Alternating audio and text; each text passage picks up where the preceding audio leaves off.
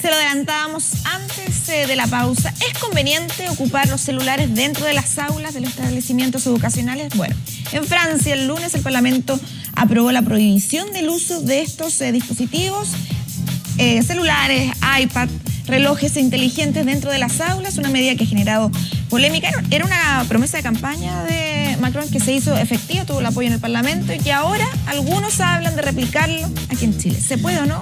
Hay distintas visiones sin duda. Vamos a hablar de este tema. Juan Silva nos acompaña, académico del Departamento de Educación, director también del Centro de Educación y Tecnología de la Universidad de Santiago. ¿Cómo está, don Juan? Bien, bien.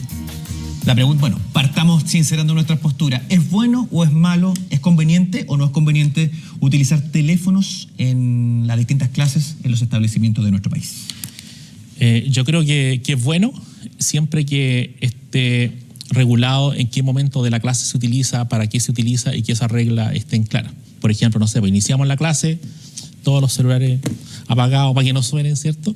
Y después, en determinado momento de la clase, yo lo puedo usar porque el celular da muchas posibilidades de utilizarlo dentro del aula. El problema es que los profesores no están capacitados. La escuela tampoco está preparada. Tampoco hay una norma de cómo esto funciona. Entonces, lo más sencillo es saquémoslo del aula, que no lo usen. Yo leía un estudio que se hizo el año pasado. Decía, la mayoría de las escuelas que tienen normado el uso del celular, la norma es no se usa, que es lo más sencillo. Pero eso es aislar a la escuela del mundo real, porque esto los chicos lo están usando fuera del aula, es parte de su vida, es una extensión de su vida, lo usan para tareas escolares sin la orientación de los profesores muchas veces. Entonces también se presta para mal uso, porque la escuela, en lugar de estar educando en el buen uso de la tecnología, en este caso el celular, como no se usa, no hay posibilidades, digamos, de también incentivar o inculcar en los niños un buen uso de la tecnología. Hay una crítica tal vez a los mismos profesores que no han sabido entender este salto tecnológico, poder tal vez hacerse más consciente de cómo aplicarlos dentro de las aulas de clase, entendiendo que los alumnos hoy día no solamente tienen el celular, tienen el computador, la televisión encendida, multiplataforma con distintos tipos de información, y que no se ve replicado eso a la hora de enfrentarse a una sala de clase. Mira, yo uso una comparación así, que siempre la uso en las presentaciones, es que yo digo que como que la puerta de entrada al aula genera algo que hace que los celulares, por ejemplo, desaparezcan, que es como la lavadora, ¿viste? Tú estás lavando los calcetines, siempre se te pierde un calcetín. Entonces, ¿qué es lo que sucede? Los profesores y los alumnos utilizan tecnología fuera del aula, tienen celulares, tienen tablets, tienen computadores, todo lo que tú dijiste. Los profesores, para lo que más lo usan es para buscar información, generar material, pero da la impresión que al traspasar la puerta del aula, la tecnología desaparece. Entonces es como ilógico. Entonces seguimos teniendo una escuela que es muy parecida a la escuela donde ustedes estudiaron, donde yo estudié, donde está el profesor adelante, dicta una clase, lo que se quiere es que los niños estén tranquilitos, ordenaditos, que no metan bulla, etcétera, etcétera, escuchando al profesor, anotando el cuaderno. Lo más que se utiliza en tecnología el proyector, ¿cierto? Pero eso es uso de tecnología, pero con cero innovación en el aula. Y al final, claro, esto pasa porque los profesores no han recibido procesos de inducción en el uso de estas tecnologías. ¿Por qué? Te explico.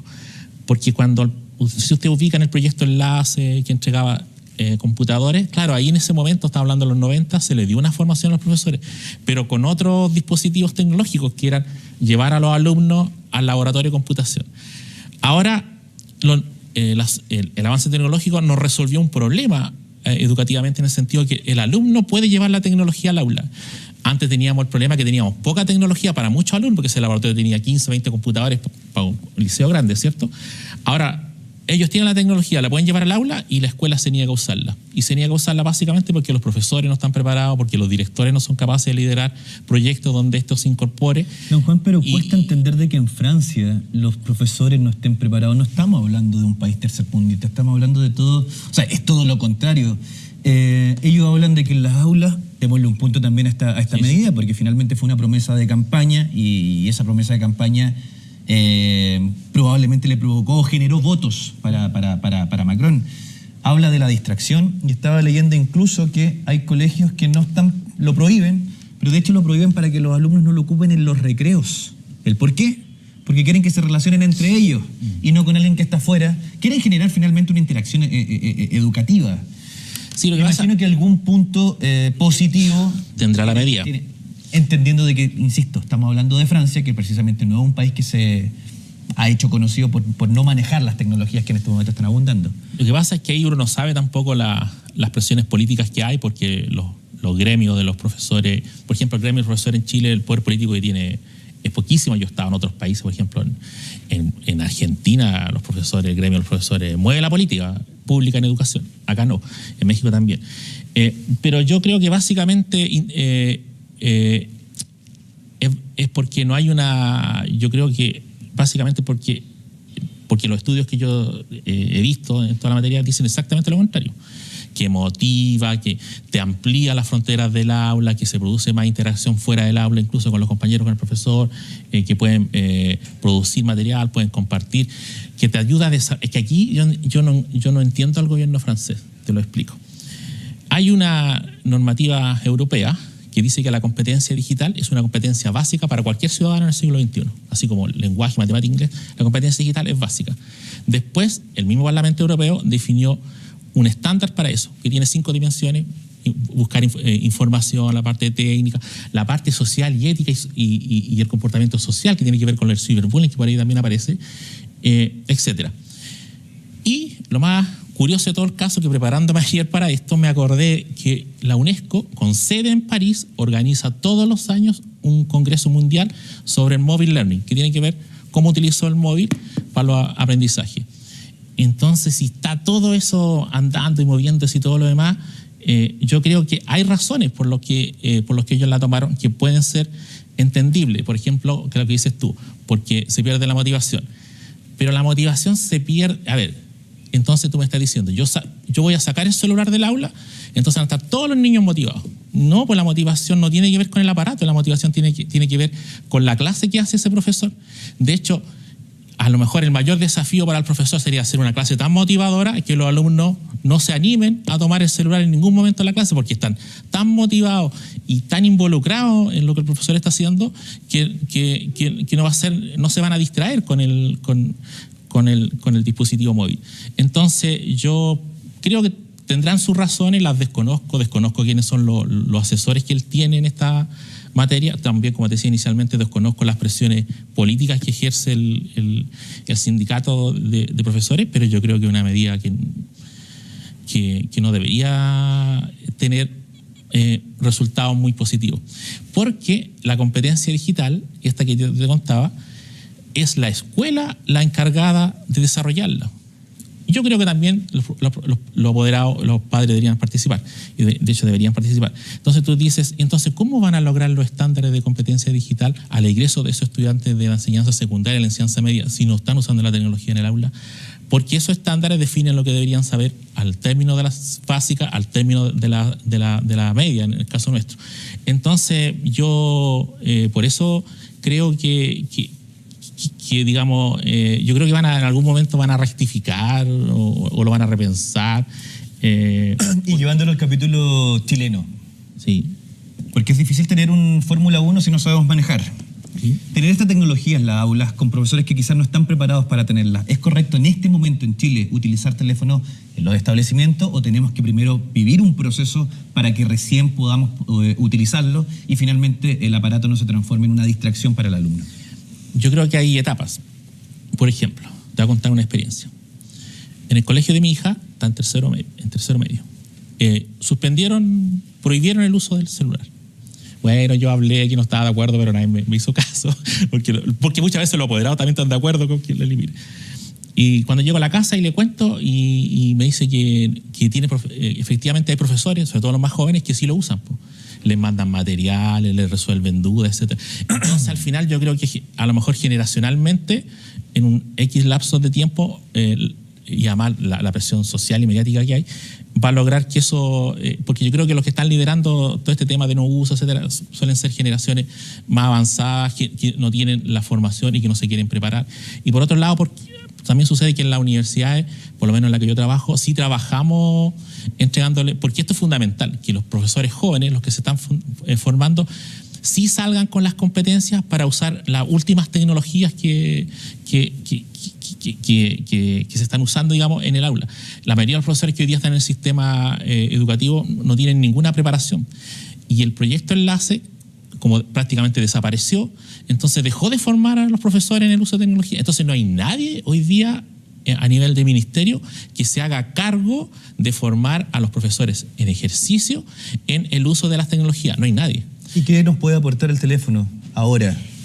Entendiendo que el 90% de los menores de 15 años tiene celular, que el 71% de los menores de 12 años tiene celular, que incluso el 11% de los niños menores de 5 años tienen celular, que uno dice, ¿para qué? Eso nos puede aportar, que nos puede democratizar el acceso a la información, nos puede llevar la tecnología a todas las aulas y no al laboratorio, porque lo puede utilizar uno curso en un momento dado. Y todo lo que te contaba anteriormente, un mayor grado de motivación, acceso a recursos. Te voy a contar algunas actividades que hacemos. Por ejemplo, hay aplicaciones. Si tú buscas en el celular, hay cualquier aplicación para trabajar distintos contenidos. El profesor bastaría que tenga un aparatito que lo conecte al proyector, puede proyectar eso, lo puede estar trabajando con los estudiantes los pueden estar revisando en sus celulares. Pueden ampliar, buscar información más allá de la que está dando el profesor en ese momento en la exposición. Y yo utilizo una que es súper buena. Mira, hay una aplicación que permite generar como preguntas. Entonces puedo hacer un diagnóstico previo para saber cómo llegan, pero también la que más me gusta, nunca lo uso para eso, porque yo trabajo con niños más grandes, son de educación superior. Puedo plantear una pregunta como esta. ¿Es bueno? ¿Por qué tú usarías el...? Entonces, donde no hay respuestas correctas, todas pueden ser factibles. Entonces, cuando proyectamos los resultados, ya, ¿quiénes opinaron esto? ¿Quiénes opinaron esto? Y van debatiendo y van consultando. Pero para ellos es súper entretenido porque saben que en algún momento van a usar el celular, van a aparecer las preguntas proyectadas con alguna imagen, a veces con algún video, y ellos van a poder opinar, ellos votan, y de ahí generamos una instancia de reflexión. Pero también puede surgir la visión aparte que, ¿y por qué eso no lo puede decir? ¿Por qué no lo puede plantear el alumno en la misma clase? ¿Por qué no le puede hablar a su compañero en vez de mandarle un mensaje por WhatsApp? Porque si yo estoy de acuerdo con que la tecnología se utilice. Lo que pasa es que imagino que también hay un punto distinto. Yo fui de una generación donde me acuerdo que un profesor hizo furor porque él permitía la calculadora en las clases de matemáticas. Profesor joven. Y tuve que cambiar seguramente las evaluaciones. No, y generó cierto revuelo en el profesorado porque ellos plantean ¿cómo una calculadora? Bueno, obviamente que eran cursos donde las operaciones ya estaban aprendidas, pero él siempre dijo, este aparatito lo van a ocupar siempre de aquí en adelante. No tienen por qué saberse todo de memoria. Él ideó un plan de trabajo en el cual la calculadora sí se utilizaba sin que la calculadora me diera la respuesta, sino que yo la utilizara como un método. Me imagino que con los teléfonos es exactamente lo mismo. Sí. Lo que yo quiero saber es qué me puede aportar el teléfono en una sala de clases, porque por fuera, si el profesor me manda material a mi mail, a mi WhatsApp, está bien. Sí. Pero en la misma sala de clases, los 90 minutos de sala de clases, ¿qué me podría aportar un teléfono que no pudiese tener en la interacción con el profesor y con mis compañeros? Mira, básicamente que lo puedo utilizar, como te decía, en distintos momentos, y entonces tengo que idear una estrategia metodológica donde algunas actividades pueden ser individuales, otras pueden ser colaborativas, y entonces puedo cambiar lo fundamental que te puede aportar el uso del celular, de la tablet, cambiar el modelo pedagógico, sacar al profesor de ahí del estrado, del podio, dando una cátedra, tengo los alumnos trabajando y me voy paseando por los distintos grupos o en forma individual para ver cómo van avanzando, qué cosas van resolviendo, etcétera, etcétera. Previamente implica desarrollar una actividad muy bien pensada, con pasos donde vamos a ver este video para tal cosa, vamos a construir con lo que vimos aquí tal cosa, una infografía. Esa infografía la vamos a compartir en la plataforma. Mira, fíjate, muchas veces los trabajos de los alumnos los ve el puro profesor. Cuando yo uso tecnología, lo comparto en una red social o en una plataforma del curso, lo ven todos mis compañeros. Yo logro en mi clase que todas las alumnas vean los trabajos de todas las otras alumnas y se los puedan retroalimentar. Eso no lo puedo hacer sin tecnología. Y además logro que todas puedan conversar. Eso no lo puedo hacer sin tecnología porque yo puedo darle la palabra a 2 o 3 y ya, chicos, sigamos con el otro tema. Y yo logro que todas conversen, y las que no se atrevieron a hacerlo ahí, no tuvieron tiempo, lo pueden hacer post clase, porque además el uso del celular y la tecnología te amplía las fronteras del aula. La clase no se acaba a los 45 minutos, puedo retomarla después, puedo después ver el video, puedo después ver los trabajos de mis compañeros, puedo después mejorar o aportar a la discusión, etcétera, etcétera. Lo que pasa es que, como te decía anteriormente, hay que cambiar las estrategias metodológicas. Hay una metodología que se llama Flipped Classroom, no sé si la conocen, la clase al revés. Cuando tú fuiste al colegio, cuando yo fui al colegio, ¿qué nos enseñaban? O cómo era la clase. El profesor pasaba los contenidos, tú anotabas y te daban actividades. Y las actividades nunca las alcanzaba a hacer en la clase porque se acababa la clase. Entonces hay un señor de Estados Unidos que inventó, traducido al español, que se llama la clase al revés. ¿Y quién consiste en la clase al revés? Yo te mando los materiales primero, tú léemelo, estúdialo, véeme incluso los profesores graban los videos, graban el video o ve un video en YouTube o te mando algo para que leas, tú estúdialo antes y en la clase, adivina qué vamos a hacer, solo las actividades. Entonces al hacer la actividad en la clase, el profesor puede ir acompañando al alumno en lo más interesante al final, que es en cómo el alumno aplica ese conocimiento para resolver problemas, para desarrollar actividades y no pierde el tiempo en pasar el contenido, en que los alumnos estén anotando, etcétera, etcétera, etcétera. ¿Implica al principio más trabajo al profesor? Sí, porque hay que preparar el material, pero a la larga es más gratificante. Yo siempre digo, cuando uno empieza a usar tecnología es difícil volver atrás. Sí, ¿y cómo se aplica eso en Chile? Entendiendo, yo tuve la oportunidad hace algunos meses de ir a la escuela CIP, donde tenía algunos programas con Google, unos convenios, donde aplicaban mucha tecnología, incluso niños de primero o segundo básico que aprendían a sumar con tablets, que eran momentos de juego. Sí, sí. ¿Cuánto de esas aplicaciones hoy día se está viendo en las aulas chilenas? Yo creo que muy poco, básicamente porque se deja todo esto al criterio de los equipos directivos de los colegios. Entonces pasa que si tengo un profesor que es innovador y lo hace súper bien, pero ese profesor se va y volvemos de nuevo a lo tradicional, porque en los colegios no hay proyectos de informática educativa consolidados donde haga que el uso de la tecnología sea un sello del colegio y cualquier profesor que trabaje en ese colegio lo va a utilizar y en determinadas formas. Entonces queda muchas veces sujeto a, si tenemos un equipo directivo que lidere esto, ok, abarca todo el colegio. Y si no, tenemos profesores individuales que hacen sus innovaciones usando tecnología, pero cuando ese profesor se va, la tecnología no se usa. Pasó con las pizarras interactivas. Habían pizarras interactivas instaladas en los colegios, estaba el profesor que sabía usar la pizarra. Cuando el profesor se fue, ahí quedó la pizarra guardada en una sala, porque ningún otro profesor sabía usarla ni tampoco se interesó en usarla. Entonces, es que lo que pasa en el caso chileno es que faltan políticas. Por ejemplo, en Chile tienen definido lo que se llaman las HTPA, que son las habilidades TIC para el aprendizaje. Están definidas, hay que trabajarlas en forma transversal en el currículum porque no tenemos asignaturas de TIC. Pero nos quedamos ahí, en definir un marco, pero después no se dan herramientas para desarrollar ese marco, ni hay instancias de evaluación para evaluar ese marco. Entonces yo me pregunto, ¿cómo desarrollo las habilidades TIC para el aprendizaje si niego el uso de la tecnología en el aula?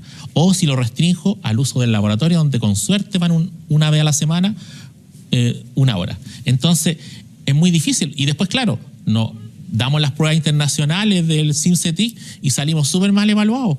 ¿Y por qué salimos súper mal evaluados? Porque no se está usando la tecnología. Si la forma más concreta en que los estudiantes adquieran las competencias digitales pasa necesariamente por un uso intensivo de la tecnología dentro del aula. Porque en la casa los niños aprenden a usarla como lo usan los papás nomás, y los papás la usan bien mal. ¿Y la experiencia internacional qué dice? Porque Francia puso el tema en el tapete. ¿Pero qué dice Inglaterra, qué dice Estados Unidos, qué dice Finlandia, que nos gusta mirar tanto para allá? ¿Se utiliza, no se utiliza, está asociado, ya está incorporado absolutamente la tecnología en las aulas para todo tipo de alumnos? No necesariamente, pero también es como bien variado. De hecho, en Japón no lo usan para nada. Ahí me llama la atención. Usan métodos súper tradicionales. Que los japoneses ya no ocupen los teléfonos dentro de la aula también me quiere decir algo, porque no vamos a decir que la educación japonesa es mala o que tienen problemas de recursos o de tecnología para poder aplicarlo. Es que son apuestas a cierto modelo educativo, pero además porque pasa otro. Las clases en Finlandia, las clases en Japón y las clases en otros países, los que tú me nombraste, no son las clases chilenas. Sí, claramente. Están basados en otros métodos de enseñanza, donde el profesor es un tutor, es un asistente, no es el que está guiando todo. Lo que pasa es que en las aulas chilenas, en la mayoría de las aulas chilenas, salvo en estos colegios con metodologías alternativas como Montessori, Waldorf, etcétera, son prácticamente clases catedráticas.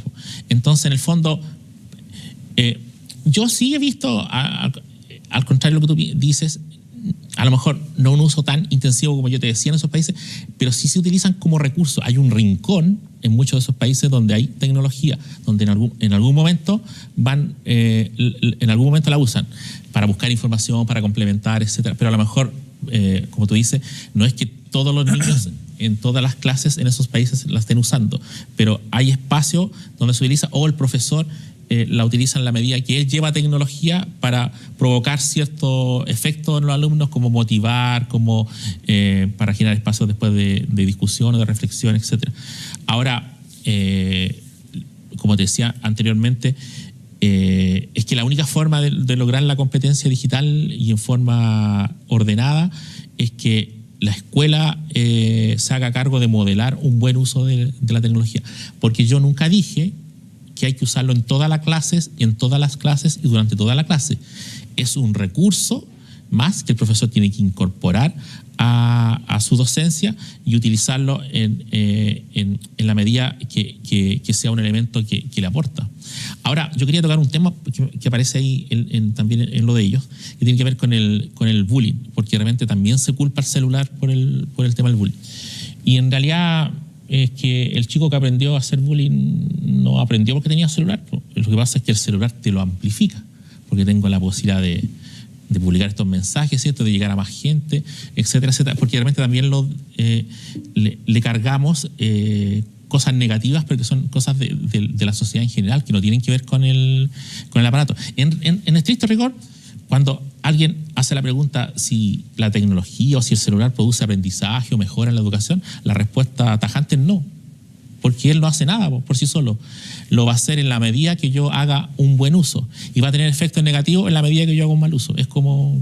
Y ahí entramos en una tremenda reflexión también. ¿Qué pasa con todas las escuelas rurales de nuestro país, de niños que en este momento no tienen acceso a la tecnología, que probablemente ven este debate súper alejado? Es que por eso el concepto, yo nunca, no me gusta usar el concepto de nativo digital, y cuando dicen los que nacieron en tal año son nativos, los de ahí para atrás, no, porque el año de nacimiento tiene que ver con la realidad, porque el ser competente digitalmente te lo da las horas en las que tú estás usando la tecnología, no la edad, no la edad, porque en el niño rural estuvo tan poco expuesto a la tecnología, o va a estar tan poco expuesto a la tecnología, que lo más probable es que no adquiera un nivel básico de competencia digital.